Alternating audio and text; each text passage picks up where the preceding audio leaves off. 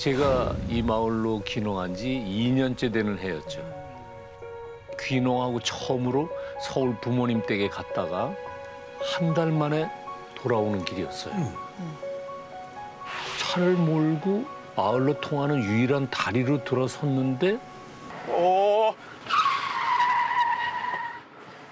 도로 한가운데 누워있는 개를 발견하고는 간신히 차를 세웠습니다. 큰일 날 뻔했다. 그리고 다급히 내려서 보니까 개는 이미 죽은 상태였고 그것도 머리가 없이 몸통만 남은 채로 말이죠. 교통사고가 아니었네. 야생동물한테 당했나? 저는 소름이 끼쳐서 아무런 조치도 하지 못한 채 그곳을 떠났습니다. 찜찜한 기분으로 집 앞에 도착했는데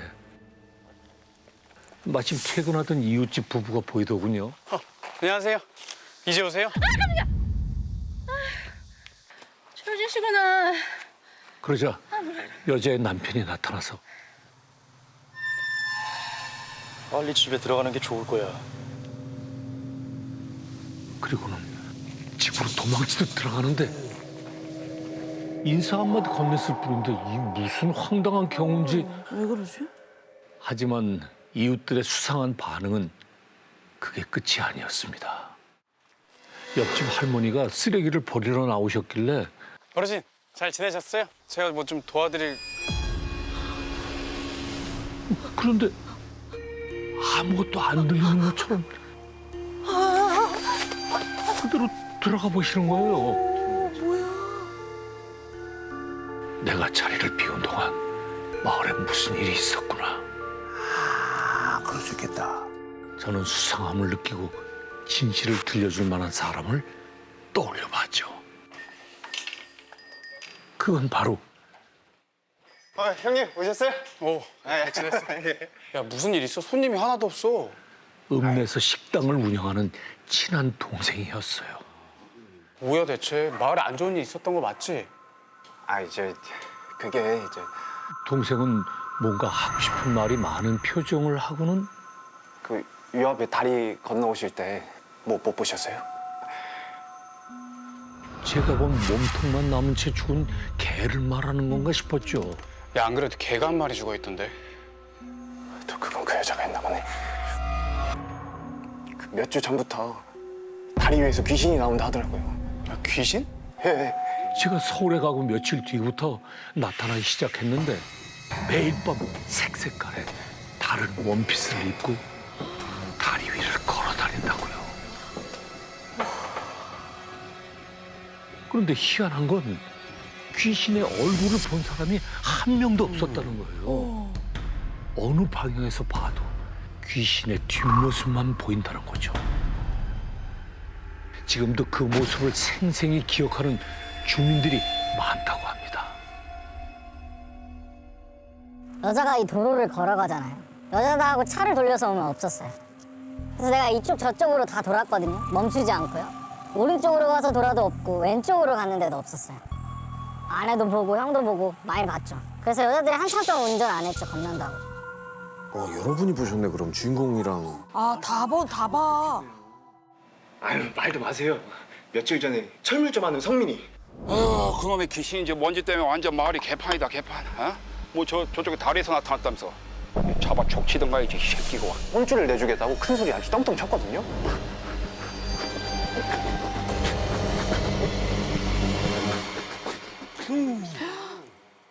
형님, 이럴 게 아니라 얼른 집에 들어가요. 그렇게 더욱 찜찜해진 기분으로 차를 몰고 2차선 다리에 접어들 때 분명히 아무도 없던 갓길에 호련히 한 여자가 걸어가고 있는 겁니다. 긴 머리에 뾰족한 하이힐을 신고 원피스를 입은 모습으로 말이죠. 설마 마을 사람들이 봤다던 그 귀신인가? 긴가민가 하는 마음으로 천천히 차의 속도를 줄인 다음 좀 더 자세히 살펴봤더니 어깨와 등이 심하게 굽어 있는데 그런데도 키가 좋게 190cm는 넘어 보였어요. 오, 여자 귀신 크네. 원피스 아래로 보이는 다리에는 혈관이 울룩불룩 금방이라도 터질 것처럼 튀어나와 있었습니다. 저게 사람일 리가 없어. 놀란 가슴을 애써 다잡고 다시 바라보자. 그 원피스 귀신이 거짓말처럼 사라지고 없는 겁니다. 오, 야, 서둘러 주변을 살펴봤지만 어디에도 보이지 않았어요. 무언가 큰일이 일어날 것 같다는 불길한 예감이 온몸을 감쌌습니다. 난생 처음으로 귀신을 봤는데 쉬 잠이 올 리가 있겠습니까? 한참을 뒤척이다가 겨우 잠이 들 때쯤 아, 새벽에 뭐가 이렇게 시끄러워.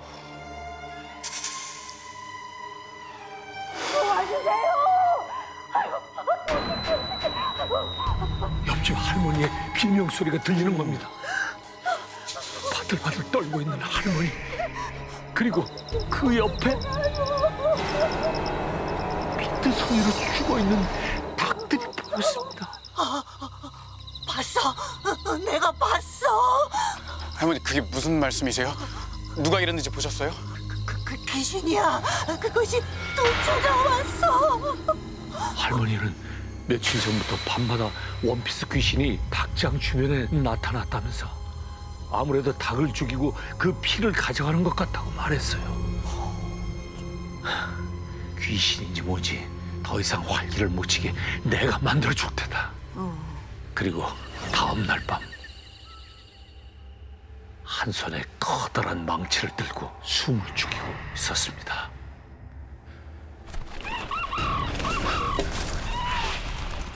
부다닥거리는 닭 소리를 듣자마자 살금살금 옆집 닭장으로 향했죠. 한 걸음 한 걸음 가까이 다가갈수록 보이는 빨간 원피스.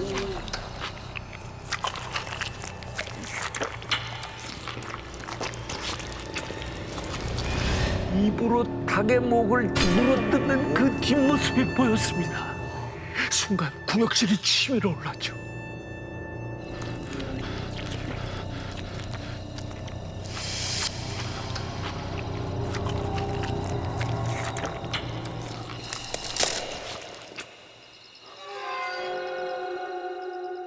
아이고.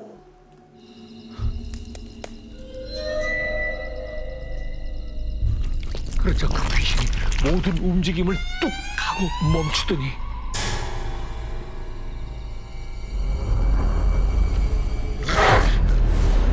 분노 가득한 목소리로 괴성을 치러 오는 죽은 닭을 들고 무서운 속도로 도망쳤어요. 거기 서지 못해! 가두다!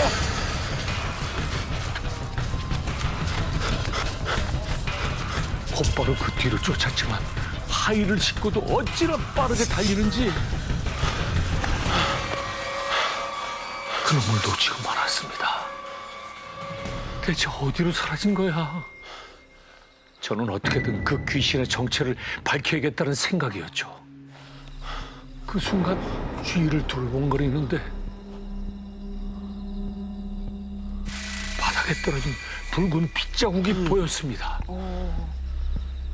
원피스 귀신이 죽인 닭에서 떨어지는 피가 더군요. 그때부터 저는 피의 흔적을 쫓아 이동하기 시작했죠. 얼마나 찾아 헤맸을까. 생전 처음 맡아보는 불쾌하고 역겨운 냄새에 고개를 돌리자 저 멀리 나무 너머로 웬 텐트가 하나 보이는 거예요. 텐트?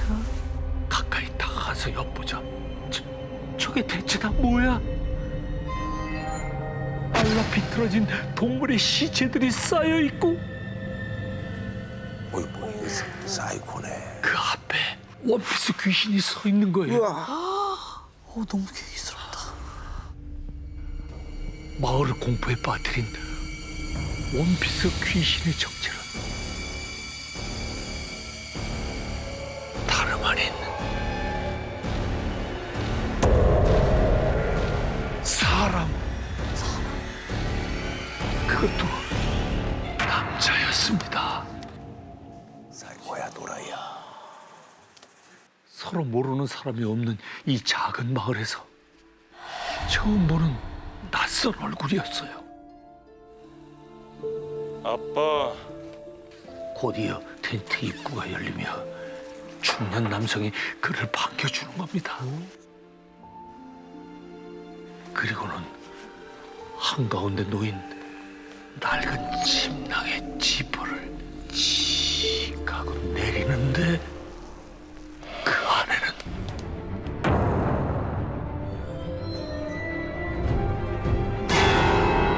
죽은 여자가 누워 있는 거예요. 얘 정신이 좀 괜찮은 사람이구나. 상상도 못한 기이한 장면에 정신을 차릴 수가 없더군요.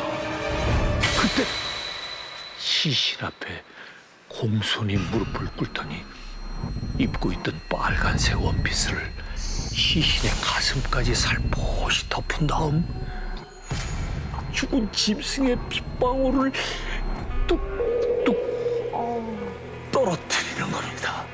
너무 이상하다. 엄마, 그만 일어나야지. 그리고는 죽은 여자의 썩어 문드러진 얼굴을 두 손으로 감싼 채 깨방기땅! 깨방기땅! 깨방기땅! 깨방기땅! 깨방기땅! 깨방기땅! 깨방기땅! 사이비나무. 기도는 더욱 격해지기만 하고 어느새 두 남자는 초점이 없는 눈으로 허공을 보며 웃어대기 시작했어요. 하지만 저는 애써 정신을 붙잡고 경찰에 신고하기 위해 핸드폰을 들었어요. 근데 손이 덜덜덜 떨려서 핸드폰이 미끄러져 떨어지는 순간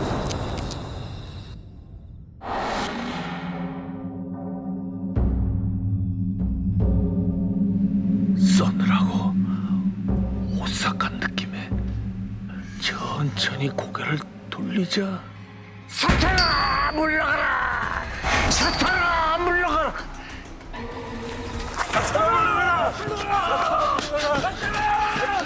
원피스 남자가 괴성을 지르며 저를 향해 뛰어왔어요. 도망가야 돼, 도망가야 돼.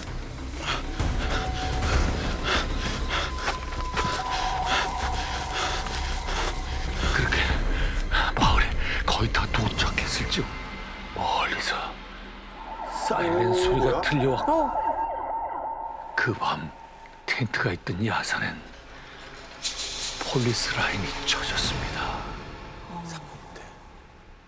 그 후 전 마을 이장님한테 그 가족에 대한 얘기를 전해 듣게 됐죠. 3개월 전 어느 날 캠핑 장비를 잔뜩 챙겨서 마을에 나타난 아들과 아버지. 두 남자가 산에 텐트를 칠 때만 해도 사이좋은 부자가 장박을 하려 왔나 보다. 요즘 그런 사람. 아무도 별다른 의심을 하지 못했어요. 하지만 그들에겐 숨겨진 비밀의 일행이 있었던 거죠. 그건 바로 커다란 가방 안에 들어있는 죽은 엄마. 그러니까 두 사람은 죽은 가족을 되살리는 부활 의식을 하기 위해서 시체를 끌고 우리 마을에 찾아왔던 겁니다. 아들이 여장을 하고 매일 원피스를 갈아입은 것도, 동물들을 죽여 그 피를 모은 것도 모두 다 부활 의식을 위한 행위였던 거죠. 그렇게 매일 밤 아들과 아버지는 큰 소리로 기도문을 외우며 시신의 부활을 기다렸던 겁니다. 바로 이것이 신문에 기사한 줄 나지 않았지만 이 마을에는 모르는 사람이 없는 우리끼리만 아는 비밀스러운 사건입니다. 그렇다고 너무 놀라지 마십시오. 왜냐하면 어느 마을에나 낯선 이방인에게는 숨기는 비밀이 하나쯤은 있으니까요.